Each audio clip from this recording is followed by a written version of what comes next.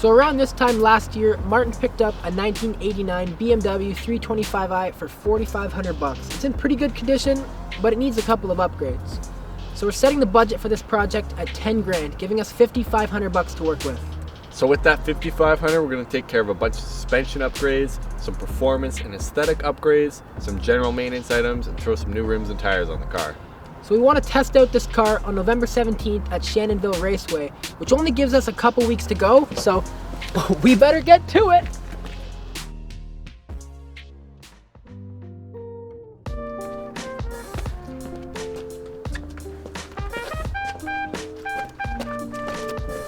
The first modification that we decided to do on the E30 was to install our MagnaFlow Catback Exhaust system. Some hangers, it's heavy, eh? Good welds, huh?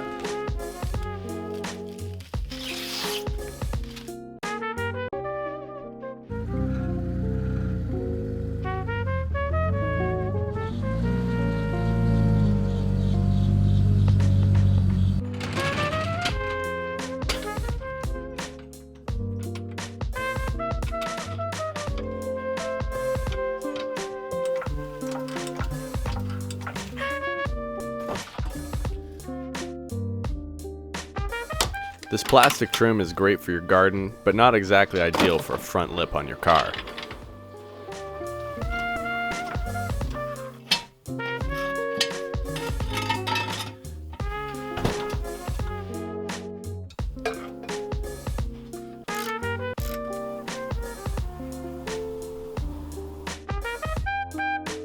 Next up on the list was replacing the worn out alternator with a brand new one. The last one wasn't holding a charge for more than half an hour, so it had to go.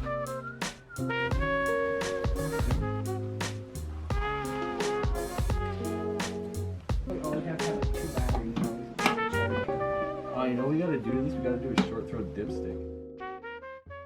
Day 2, we decided that we were gonna tear into the coolant system.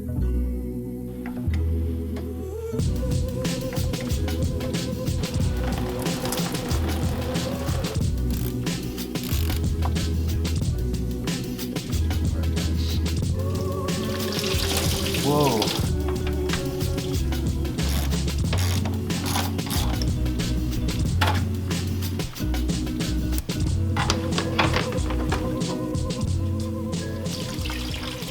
We've taken apart the entire cooling system and we've noticed a bit of dirt sitting in the rad hoses and in the radiator. So what we're going to do to fix it is we're going to replace some of these hoses, flush the entire system, and then hopefully we don't have to replace the radiator, but if we have to, we will. Alright, it's the 21st today. We got to get these new belts on the car, and we also need to start taking off the old subframe so we can get ready to put the new one on. Maybe the car. But it needs to get sandwiched up again. We just did it preemptively, I think. We're having some issues right now getting the tie rod end off of our car. The ball joint is spinning with the nut when we try and loosen the nut to separate the tie rod end from the knuckle. You can either jack up the tie rod to put pressure on the ball joint, making it harder for the ball joint to spin, or you can try gripping that ball joint with a pair of vice grips. Neither of these methods actually worked for us, so what we decided to do is just cut through the tie rod end.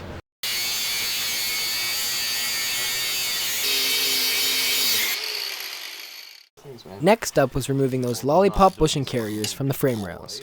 Little outer piece ordered, so I mean, hopefully we can make it work with just that. And then we can save that piece that's attached to the steering rack. Worst case scenario. Oh my god, the bolt broke. Whoa, really? Jesus Christ. Let me take a look at it. Jesus, man. So we're taking the subframe off, and there's 2 bolts into the frame that we have to disconnect before we can drop everything out. Martin got 2 of them out, and then I broke one. Basically, there's 2 of these that bolt into the bottom of the Lollipop that connect to the frame rail, and this is the one that Jack broke. This is the one that came out clean. You can see it's pretty rotted, so It's okay. What can we do? I forgive you. Alright, so it's October 23rd today. Yesterday, Jack and I were working on the car trying to get the Lollipops off. As you saw, one of the bolts broke when Jack was working on the car. So, unfortunately, we are going to either have to drill that bolt off or try and weld a nut to it to get it off. We do have the Lollipops off the car now. Now, we weren't originally going to replace the control arm bushings, for this part of the project, but after seeing how bad they were and how much play there was on the lollipops after we detached them, we decided to go with a set of polyurethane bushings from Condor Speed Shop.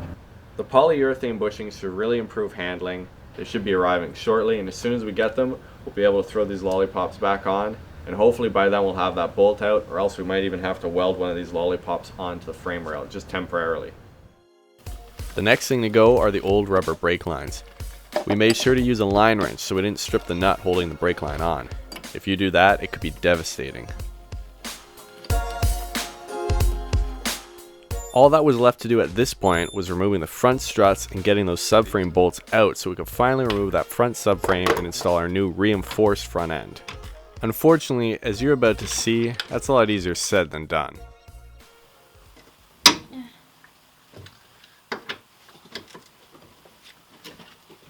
Oh, What? What? What?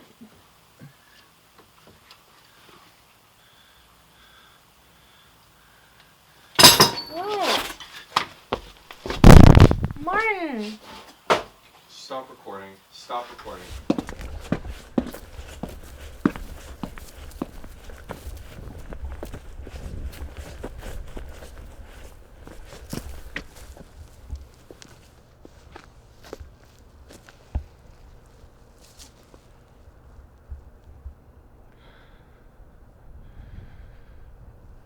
I never recommend working this late into the night when you're already tired on your car, because this is when you make the worst mistakes. 4 subframe bolts broken. At this point, a lot of people would have given up.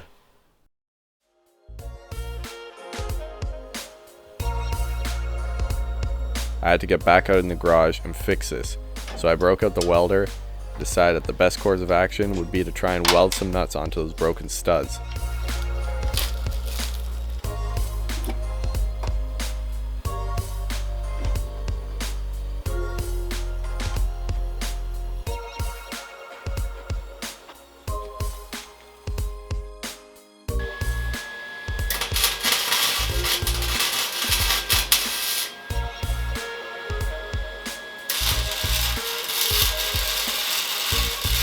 With a little bit of heat from the welder and a new surface to grip onto with the vice grips, those bolts came out no problem. Hopefully this quick look at how we remove those broken bolts outside of the car can help you with your build at home.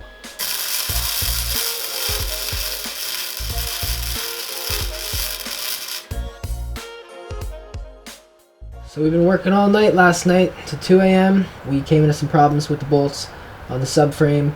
We should have hit them with a bit of heat, but we didn't, and they all broke. Yep.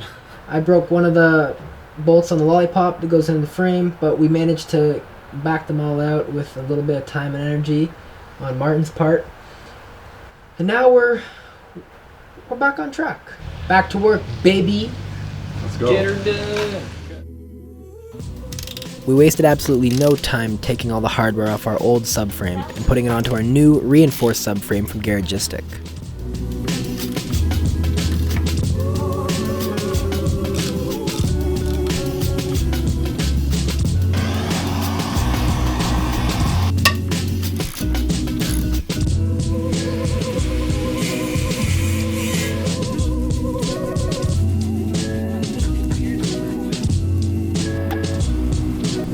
Next up, we had to remove the tie rods from the steering rack, and then it was on to cutting through the old struts to make room for the new coilover sleeves to slip over the knuckles.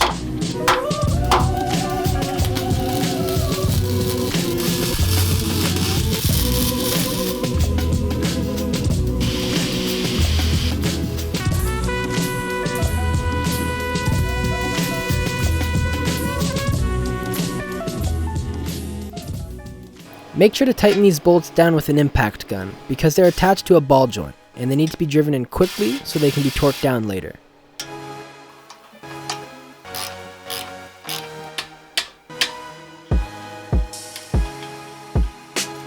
Now we can finally thread in our new BC Racing coilovers into our coilover sleeves. Can you grab that side? It's no easy task trying to line up this subframe with all the running gear components installed, but it is doable. Come back a little.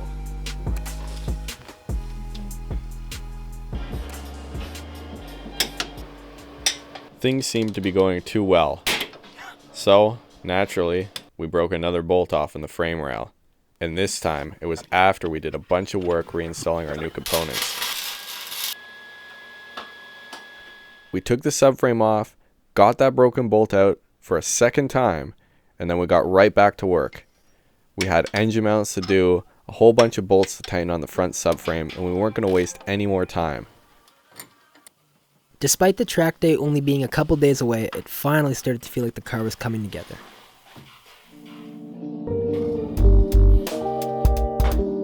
Day 7 and our polyurethane control arm bushings from Condor Speed Shop arrived in the mail. We made a simple press tool to get these control arm bushings onto the control arm.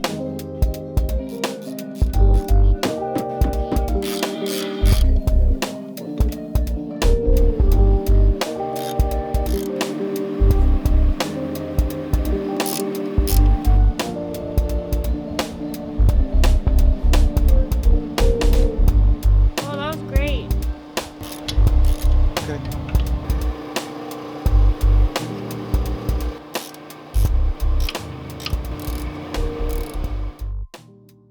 Okay, so I'm going to be cleaning these old coolant hoses. These coolant hoses are still good. They're still pretty flexible and malleable, so we're not going to throw them out. They've got some of this clay buildup from what we believe is like a punctured radiator. So we're going to clean out all this dirt in here. And to do that, we're just going to use some warm water, some dish detergent. You can already see a lot of that clay stuff is coming out. Alright, we're going to let that soak for about an hour.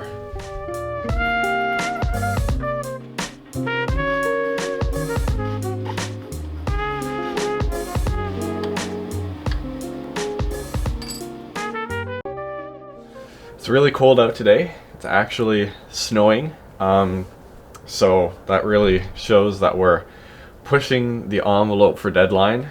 The track day is booked for November 17th. Today it is November 10th, so hopefully the snow goes away by the 17th, or else we're going to be racing in this weather.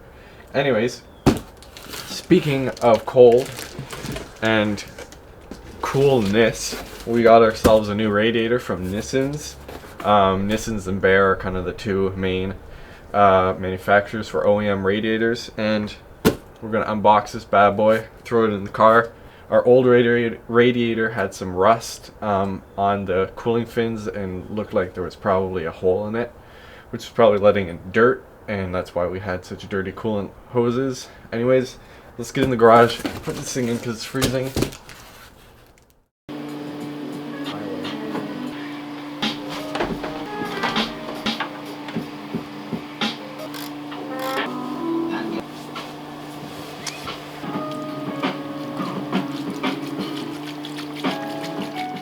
Despite having a few leaks in our coolant system, we were able to quickly fix this by just tightening some of the couplings on our coolant hoses around the car. Now all that's left is to finish the rear end of the car, which means putting our new BC Racing coilover kit on,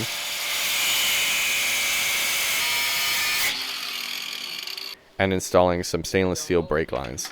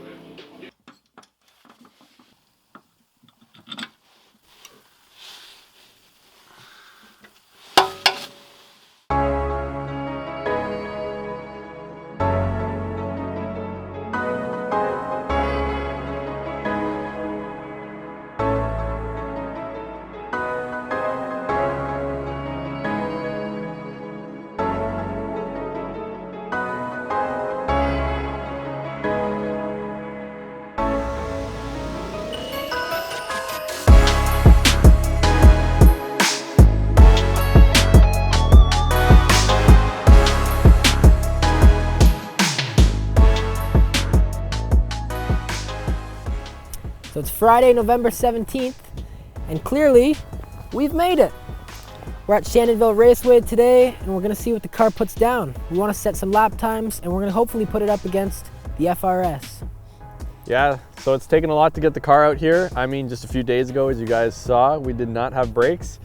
When we set the car down and I got it out for the first time, the pedal just went right to the floor. But I mean, everything kind of worked out, and life is pretty good. I mean, we're sitting here at a racetrack, so. Yeah. And it's a sunny day. It's a cold day. It's cold, but I think we're gonna have some fun. Yeah. So I mean, before we really get started, I want to give a shout out to Simone Performance, because that was they really pulled through for us. That was a huge deal. Simone Performance is a shop in Newmarket. They specialize in Infiniti and Nissans, and they were able to fit us in for not only getting our wheels aligned and balanced, but they also got all of our suspension bits sorted, tightened all the little nuts and bolts that we didn't necessarily get time to get to. And I don't think we would have been here without them. So a huge shout out to Simone Performance. What was his name, Vinny? Vic. He's a competitive race car driver, Vic Simone. Thank you, Vic. Yeah, thank you, Vic. So yeah, I mean, Jack, you want to tell them about the budget a little bit? Do we succeed? I think we, you know, we didn't have any money left over, so. Yeah, I mean, we hit the 10 grand mark, yeah. But what do you think of the car for 10 grand? I think for 10 grand, you know, this just shows that you don't have to go and buy a car at a dealership and invest a whole bunch of money into some brand new thing when you can build something that you're gonna be much more in love with, something you're gonna feel a connection to. I mean, yeah, it's not a street car, but no. It's a race car, and I think for 10 grand, this is a pretty impressive track car. It still needs things, but we actually have some parts that we didn't even get time to put on, like the fuel pump. So that's just that's not even a money thing, that's just the time. But for 10 grand, I don't think you can really beat that. And you know, even if this car, you know, doesn't set the fastest lap time, you know, we have more parts, we have more visions for this car, and we're gonna keep building it. We're gonna keep, you know, putting money into performance, and part 2 is gonna be something special. Part 2 is bigger and better, and hopefully warmer. Hopefully warmer. That's a big thing right now, because I'm shivering. Yeah. Well, you want to get to it? Let's sit some laps. Got the hot pack here. Huge shout out to Hot Hands. Hot Hands, baby. All right. All right, should we get to it? Let's get to it.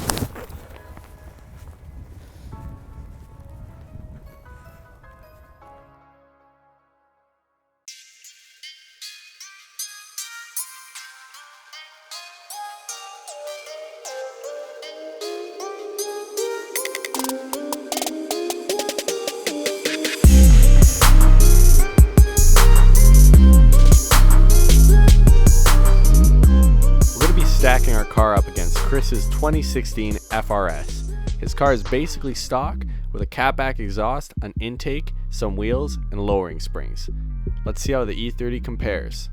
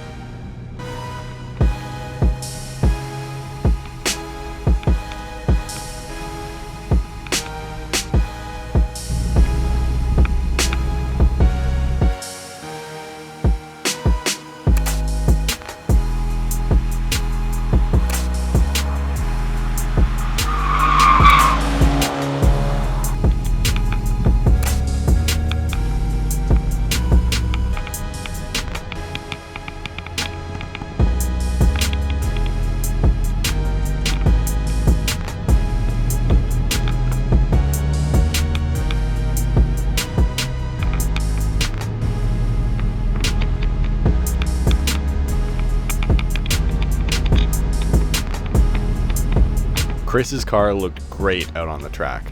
Just watching it was making me nervous.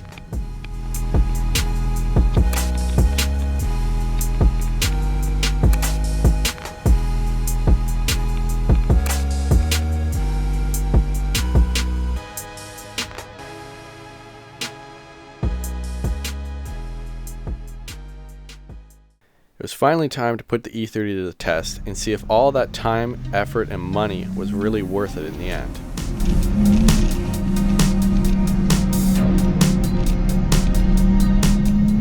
Even just from some of the warm-up laps we were doing earlier in the day, I was blown away by how flat the car cornered and how good even 170 horsepower felt in such a light chassis.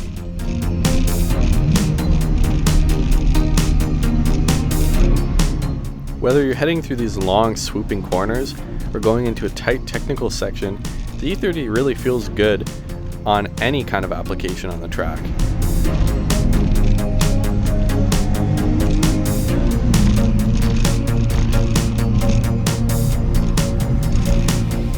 Even when you lose grip in this car, all you're going to get is a bit of controllable oversteer, and it's really confidence inspiring when you're going into a corner hard. It's easy to recover if you make a mistake.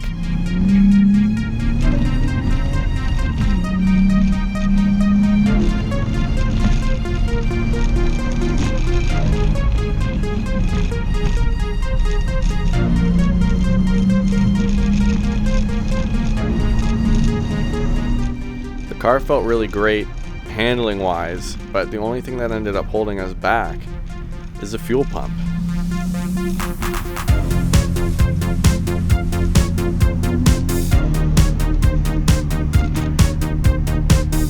Now, even when I started my lap, I was noticing a hum coming from the fuel pump, which has been happening periodically since I got the car. We didn't even have time to replace the fuel pump despite having the part, as we mentioned earlier.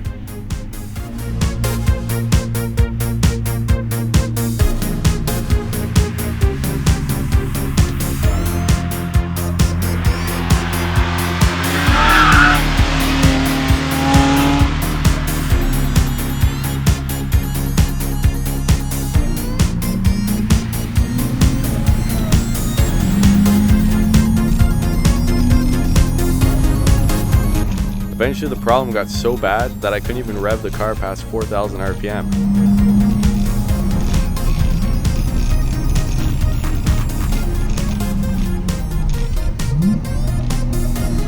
Despite having fuel pump issues, I still felt like the lap went okay.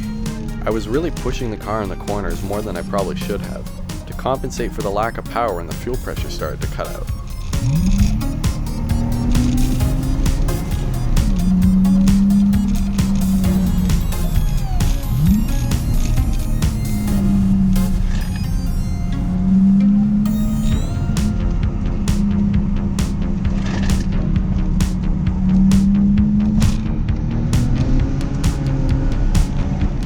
Despite my best wishes, I wasn't exactly sure if we beat the FRS or not.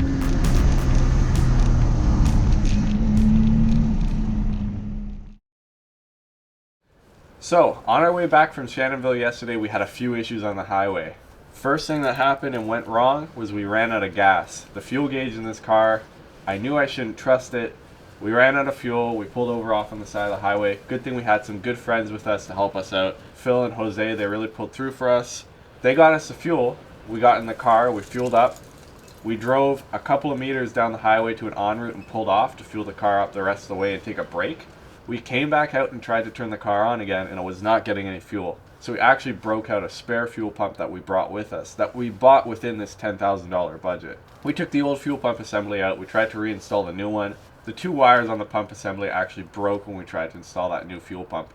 So we were dead in the water, we were out of luck. We decided it was time to call CAA. They came out, they picked us up, but we waited hours at the en route. Because we finished so late last night, I actually haven't even seen the results yet. So Michela has the results, and predictions from me, I know we didn't do very well. I know we didn't go fast. The fuel pump was cutting out while we were on the track. I knew that that was taking seconds off of our lap time. I would guess we maybe ran 3 minutes at best, and that's not a good lap time for the long track. Anyways, Michela's going to bring out the lap times. I'm going to take a look at them, but I know they're not going to be great. We ran a 2:45.73, but the FRS did it in 2:26. In racing, that's a really big difference. I'm not even upset. I'm not disappointed. This car has so much more potential left in it, and I'm really excited to release this part of the series, despite maybe not achieving the results that we had hoped for. But before we continue, I just want to thank everybody who came out to the track day. It really meant a lot. We had a lot of good friends there. A ton of people really pulled through for us last minute to make that happen. And I want to thank Shannonville as well for letting us use their track. Thank you so much for watching, and all I want to say before we leave is stay tuned for part 2. This car is not nearly complete. We've got a lot more to do. So I can't wait to bring that next part to you. I know the car is going to be better, the production is going to be better. and I will see you then. Okay.